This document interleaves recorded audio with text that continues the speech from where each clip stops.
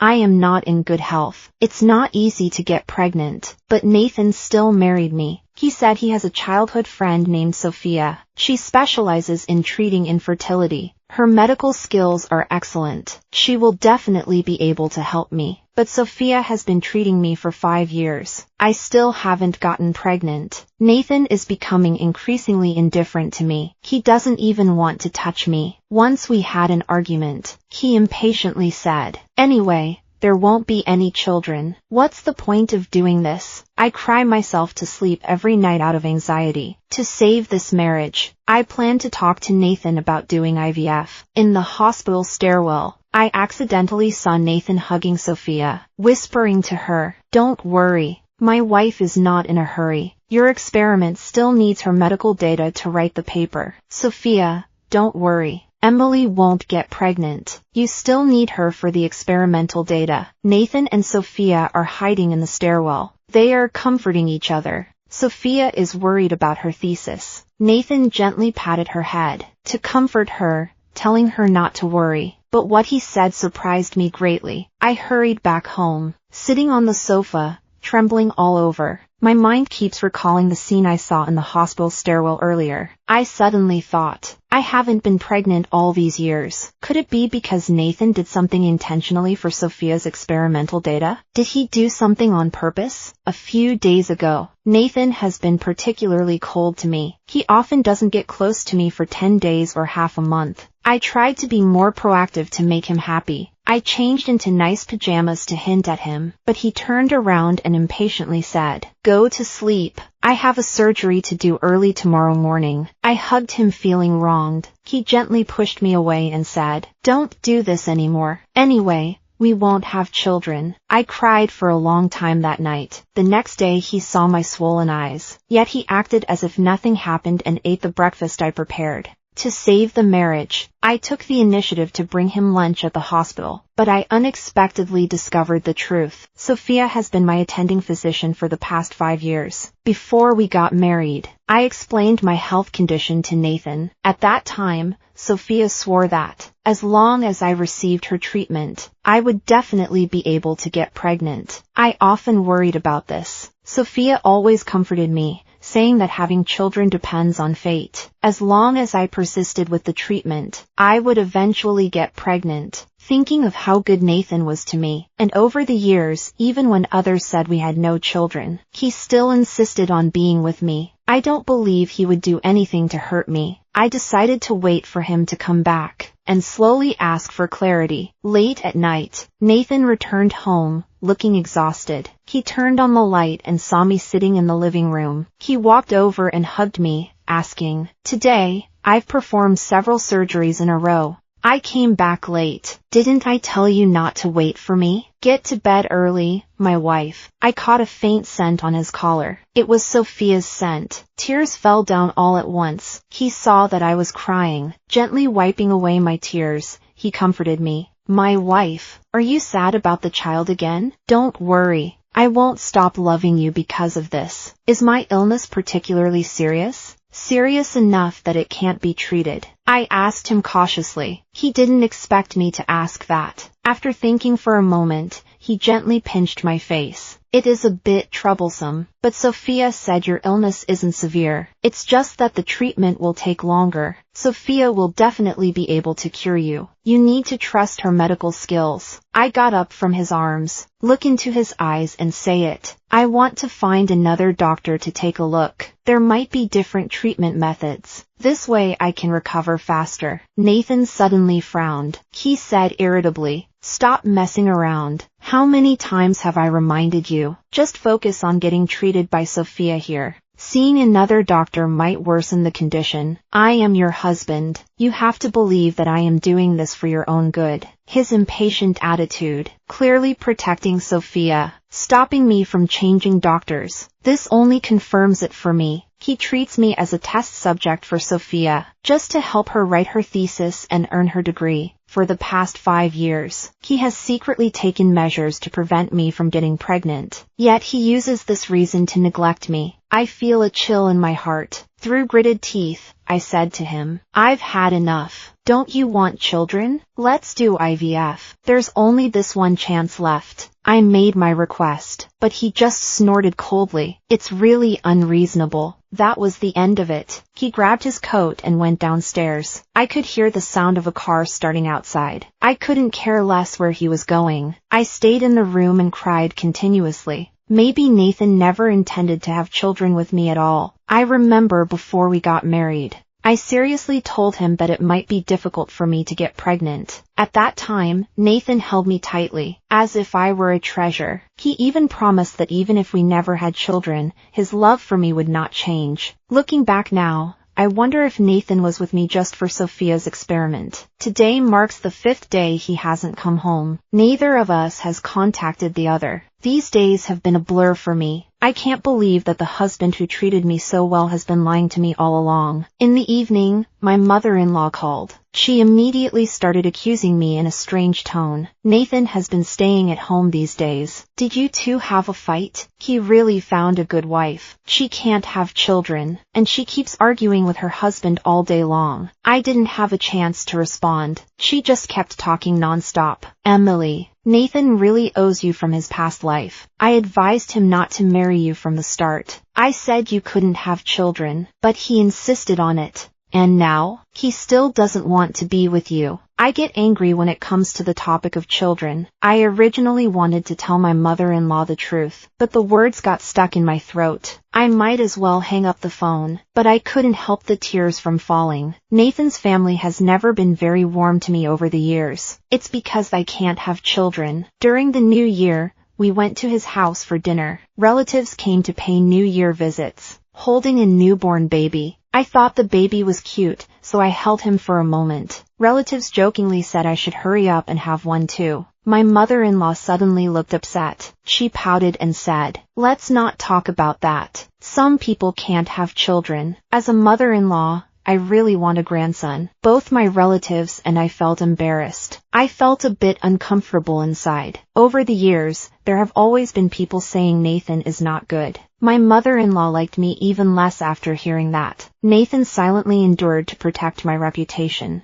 He always bears it quietly. I'm very grateful to him, so I shouldn't get angry with him over my mother-in-law's matters. In Nathan's heart, I might have always been a confused person, but now, I just want to figure out what's wrong with my body. I quietly went to a big hospital in the neighboring city for a checkup. I didn't let Nathan know. I nervously walked into the examination room. The doctor saw my serious expression and comforted me. "Don't worry. The problem isn't serious." After explaining, he pointed to the examination report and said, "You have some problems with your fallopian tubes. A surgery can solve it. If you want to have children, it's best to have your husband checked as well." I excitedly asked the doctor, "You mean, I still have a chance to have children, right?" The doctor nodded and said, "Yes." Then, somewhat puzzled, he asked, "Haven't you seen any other doctors in the past 5 years? This problem is actually quite obvious. Has it not been resolved all this time?" I tried to calm myself down. I scheduled the surgery for a week later. All these years, Sophia only prescribed me some ineffective medication. She told me to continue treatment. I trusted her, so I never doubted there was a problem. Who knew that a single surgery could fix it? It ended up dragging on for 5 years. I was feeling angry. Nathan suddenly called. "Honey, where are you?" "I'm home." "Are you still angry?" he asked softly, just like how he used to coax me when we were dating. I suppressed my emotions and replied to him, "Let's go for a walk outside." Nathan said sincerely on the other end of the phone, "Wife, I was wrong last time. I didn't consider your feelings. I'm really sorry. Let's go home. I'll take time off to go out with you. Let's buy some things you like. Consider it an apology gift." His words left me feeling mixed emotions. I couldn't tell for a moment which one is the real him. What should come will always come. You can't escape it. I'm preparing to find a suitable time to clarify the issue of divorce. This marriage has been fake from the start. I really can't continue anymore. All right, I'll go back right now. As soon as I walked in the door, I smelled the aroma coming from the kitchen. Nathan took off his apron. He walked over and hugged me tightly. Let me sit on the sofa. He kissed me for a long time. Then he gently whispered next to my face, "Honey, don't be angry anymore. I promise I won't do this next time." He leaned on my shoulder and said, "Emily, I'm just content to be with you in this lifetime. I know you really want to have children, but we really can't rush this. I've come to terms with it too. Still, the same thing. Even if we never have children, I will still love you." The sweet vows seemed to still linger in my ears. I gently touched Nathan's face. His gaze was sincere. "Only I understand. Our marriage has fundamental issues." On the way home, I reminded myself over and over, I can't trust him anymore. Why can't I control the urge to forgive him one more time? Act as if I know nothing. As long as I undergo the surgery, we will always be able to have children in the future. Nathan looked at me without saying anything. He asked me what was wrong. I forced a smile and said it was nothing. Now, I finally made up my mind to give him one last chance. We were like a couple in love. We had been inseparable these past few days. The day of the surgery was approaching. Tonight he was especially affectionate. He went to take a shower first. I sat by the bed waiting for him. Suddenly I saw his phone screen light up. It was a notification from a shopping app. Although it was just a fleeting moment, I still noticed the baby clothes on the screen. I unlocked his phone. I opened that app. Nathan bought a set of baby clothes, sent to Sophia's house. He also bought a high-end baby stroller and bottles. These were all for the soon-to-be-born child. Sophia was pregnant. My heart felt like it was suffocating. I could only take deep breaths to calm myself. Now I could no longer feel the pain.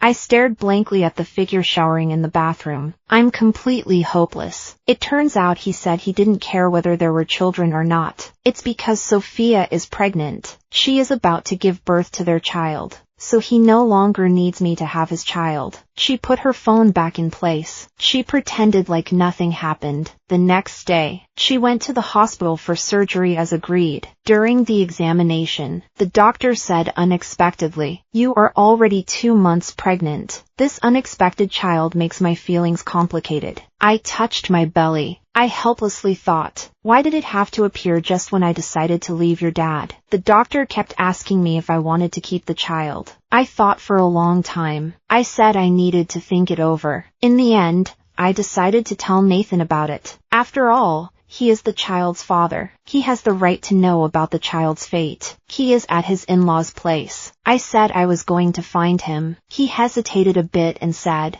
"Wife, why don't you wait for me at home today? I'll be back soon. Sophia is at our house today as well." I'm saying, it's okay. This is a good opportunity to clarify everything. I'll take a taxi to my in-laws' house right away. As soon as I walked in, I saw my in-laws gently touching Sophia's belly. With smiles on their faces, they said, "Sophia, this is a happy occasion. Congratulations." After saying that, my mother-in-law saw me. She said with a sidelong glance, "Emily, what are you doing here?" "These dishes are to celebrate Sophia's pregnancy." I replied, "I'm pregnant. This is the report." I shoved the pregnancy report into Nathan's hand. Everyone in the room was stunned. It was terrifyingly quiet for a moment. Nathan looked over the report several times. After confirming it's real, he suddenly stood up. In disbelief, he grabbed me. He was just about to speak. Sophia suddenly pushed him hard. She shouted excitedly, "How could she be pregnant? Didn't you say she couldn't get pregnant?" "Nathan,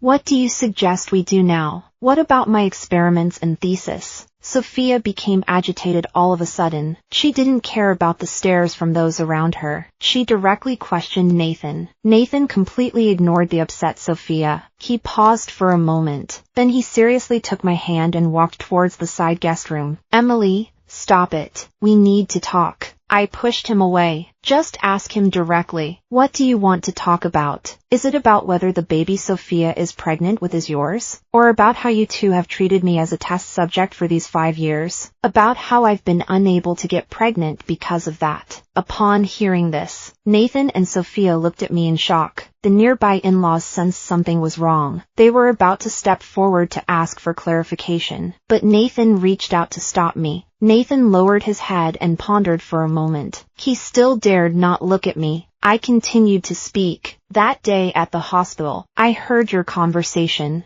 Later, I sought out other doctors. They said my condition actually doesn't require such long treatment. Sophia, seeing that the truth was exposed, the experiment completely failed. She simply stopped hiding it. She proudly stroked her belly and said, "It's good that you found out. Anyway, you can't give birth. Nathan will treat my child as his own." Nathan is still standing there. His expression is complicated. He keeps staring at the report showing I'm pregnant. Nathan may have also hoped for this child. It just came too suddenly. Nathan, Sophia is carrying your child, right? Don't hide it from me. We've been hoping for a child for so many years. Now you have one first. I will sincerely bless you, I said with a bitter smile. So many years of marital affection. This is heartfelt. Nathan shook his head and said nothing. Sophia looked at me with a smug expression. I ignored her. Just ask directly. I came here today just to ask you, as a father, do you want this child? If not, you can just say it. Nathan crumpled the report in his hands. He gritted his teeth. His face was full of pain. He hesitated for a long time. Finally, he knelt before me on one knee. He said seriously, "Emily, I know this child is important to both of us." I thought he wanted to keep the child, but he continued to say, "You had an X-ray examination. It may affect the child's health. He doesn't want the child I'm carrying." I completely understood. I thought it would feel like a knife to the heart, but at this moment, I felt no pain. He wants me to terminate the pregnancy. Perhaps for Sophia's experiment. It's also to make room for the child in her belly. Okay, I will prepare the divorce agreement. Come back tomorrow to sign it. I just slammed the door and left. Nathan tried to stop me. He called out to me from behind, but he was stopped by Sophia. The next day, I woke up. I found my phone was on silent. There were all missed calls from Nathan. After I got home, I immediately sent the divorce agreement to him on WeChat. I asked if he agreed to the property distribution plan. He replied that he was unwilling to divorce. He wants to have a serious talk with me. Emily, you're awake. We need to talk this over properly. There's a misunderstanding here. Nathan's usual clean and neat demeanor has completely changed. His eyes are bloodshot. He looks very tired. He must have come back last night. He sat in the living room all night. I slowly got dressed. I took out the divorce agreement and handed it over. This is the only thing we can discuss now. He tossed that glaring agreement aside. He grabbed my wrist and made me sit down. Then, with red eyes, he knelt down on one knee and assured me, "Emily, I promise you this is really just a misunderstanding. Sophia's child has nothing to do with me. If you want to divorce me over this, then you're mistaken. Why won't you believe me about our child? I admit I didn't tell you the whole truth, but I was afraid you'd overthink it. Besides, the child's illness can be treated anytime. It's not too late to have another in a few years. If Sophia can't produce the experimental data to publish this time, she won't be able to get promoted." After hearing all this, I really find it ridiculous. Last time at the hospital, anyone who saw them leaning together would think they were a couple whispering to each other. Having seen it with my own eyes, how can I still believe? Because of the child, I've endured so much injustice. I've heard so much gossip. The pain in my heart over the years. Who will compensate for that? Nathan, your intimate actions with her. I saw it with my own eyes. If you say you haven't favored her, I don't believe it. And the matter of the child, you don't deserve to be the father of my child. Whose child is Sophia's? It has nothing to do with me now. The divorce situation, I have already made my decision. I forcefully shook off his hand. With a firm attitude, Nathan's face suddenly turned pale. He probably didn't expect it. Someone who loves him like I do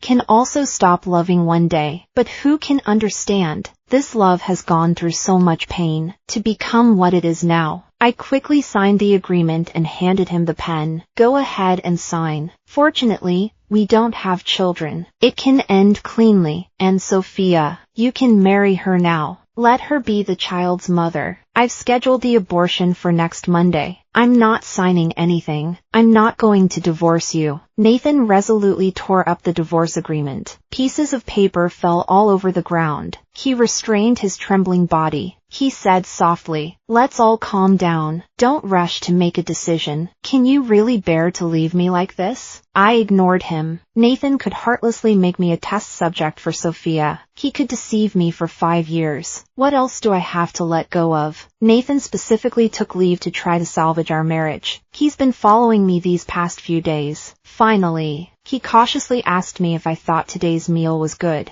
I coldly put down my chopsticks. I told him, no need to worry about it anymore. My mind won't change. After the surgery, I'm moving out. Nathan clenched his fists. He suppressed his emotions. His eyes turned red. In the end, he only said one sentence. I'm going to the hospital. He just left not long ago. The doorbell rang. I peered outside through the peephole. To my surprise, it was my mother-in-law standing outside. I opened the door. My mother-in-law stood at the door a bit awkwardly. Her eyes were fixed on my belly. She smiled and said, "Emily, I'm here to check on you." She looks completely different from when I wasn't pregnant. I was cold towards her. No need. Very soon we won't have any relationship. I'm going to divorce Nathan. Make room for your daughter-in-law Sophia who can have children. The smile on her face froze. She quickly held the door and said, "It was Mom's fault before. Mom apologizes to you. I know Nathan made you angry, but now you're pregnant. You can't be willful anymore." Hearing the word child, I really couldn't hold back any longer.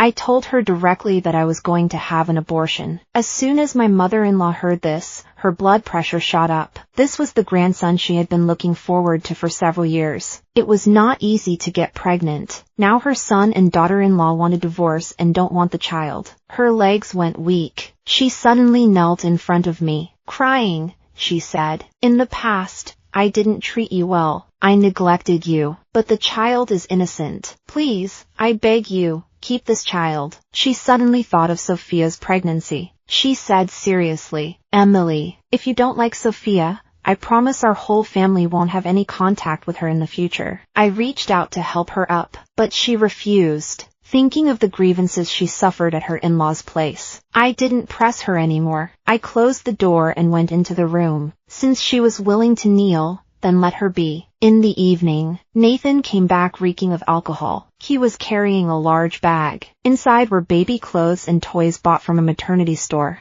He even bought several kinds. I said coldly, "You really care about Sophia's child?" Nathan smiled helplessly. He took out a small toy bear and said, "No, this is for our child. Do you think the child will be a boy or a girl? Will they like what I've bought?" I looked at the cute little bear toy, and tears streamed down uncontrollably. I really want to keep this child, but I can't bear to let them face an incomplete family from the moment they are born. Emily, I really regret it. The news came too suddenly that day. I wasn't ready to be a dad. Plus, you had the checkup. That's why I said those things. Today I understand. I want this child, and I hope you will be with me. We are a complete family when we are together. He gently hugged me from behind, talking to himself. Wait until you have the baby. We can put a small bed in the bedroom. That way, the three of us can be together. Think about it. We've waited so long for this child. Now that he is here, how can we not want him? I feel upset inside.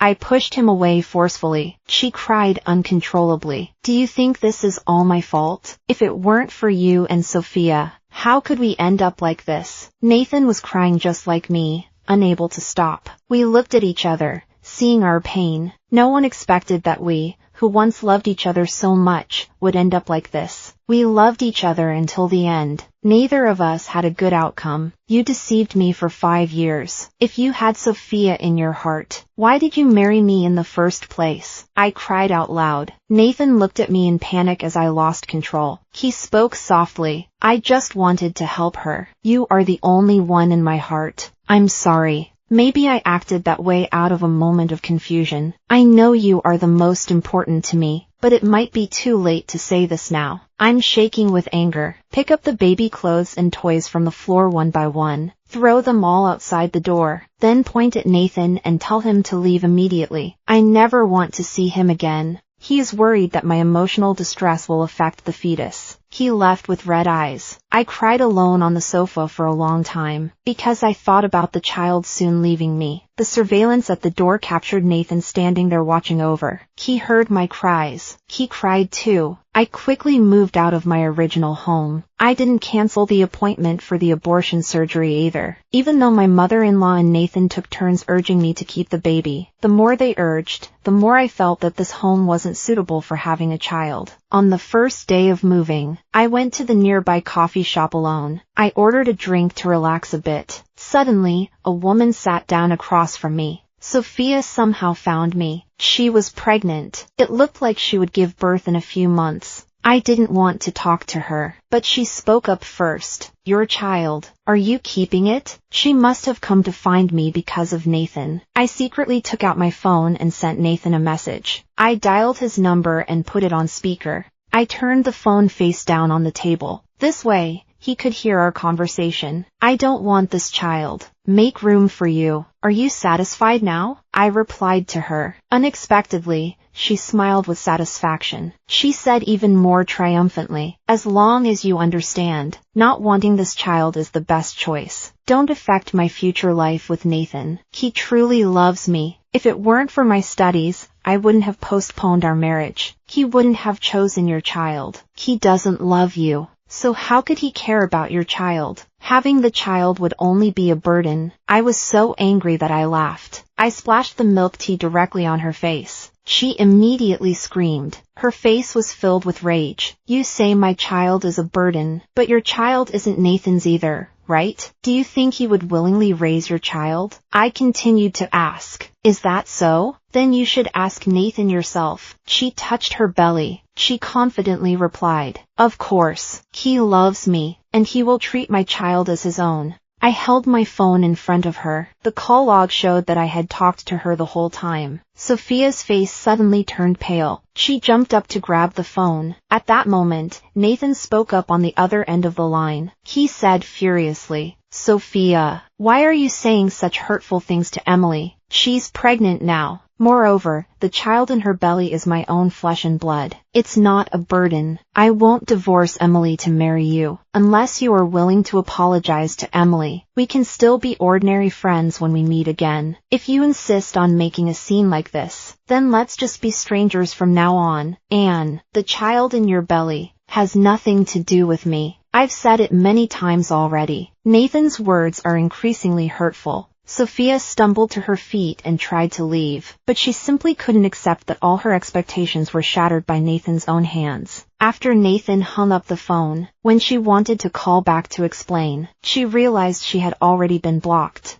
Emily, you are going too far. You did this on purpose to harm me. She lost control of her emotions, pointing at me and accusing loudly, but I calmly prepared to leave. I had no intention of paying her any mind. Unexpectedly, she accidentally stepped on something on the ground, and fell heavily. I turned to look at her. After a few seconds, she suddenly touched underneath her. Then she cried out loudly, there's blood. The baby is gone. I saw a lot of blood flowing beneath her. I instinctively wanted to help her up, but as soon as she grabbed my hand, she suddenly pushed me away with force. I fell to the ground. My head hit the ground hard. I almost passed out as my vision went dark. She rushed over and pinned me down. She tightly gripped my neck and screamed like crazy. In the end, someone forcibly pulled her away. I lost consciousness. My last impression was a warm sensation beneath me, and the cold surgical table. When I woke up,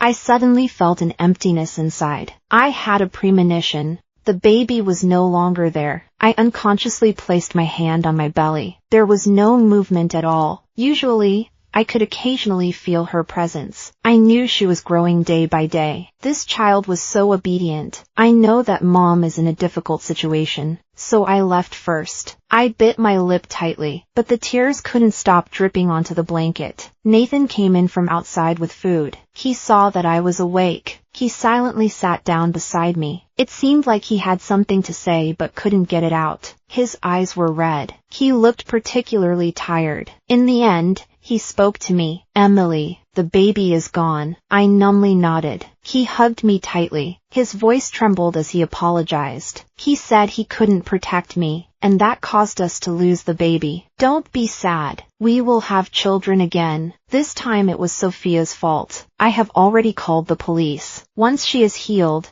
she will have to face punishment. When it came to Sophia, his tone was filled with anger. If it weren't for her pushing me, the baby wouldn't have been in danger. As soon as I heard Sophia's name, I was so angry that I clenched the bed sheets. She deserves such an ending. Now she has lost her child. She will soon be taken away by the police. She will also lose her job. Nathan hates her to the bone. Now everything she wanted has turned into a mirage. "Emily, can you give me another chance? Shall we start over? From now on, Sophia will no longer appear, and there will be no more rumors. I swear I will change completely. I will only be devoted to you." Nathan pressed my hand against his face, begging me for another chance. I pulled my hand back. I calmly told him that our relationship was over. The child is gone. This shows that our fate has come to an end. Nathan, let it go. We can never go back. Listen to what I have to say. Nathan stumbled for a moment. A sharp pain pierced through my chest. Looking at my expressionless face, he realized he had caused me too much pain in this marriage. He can't let her go,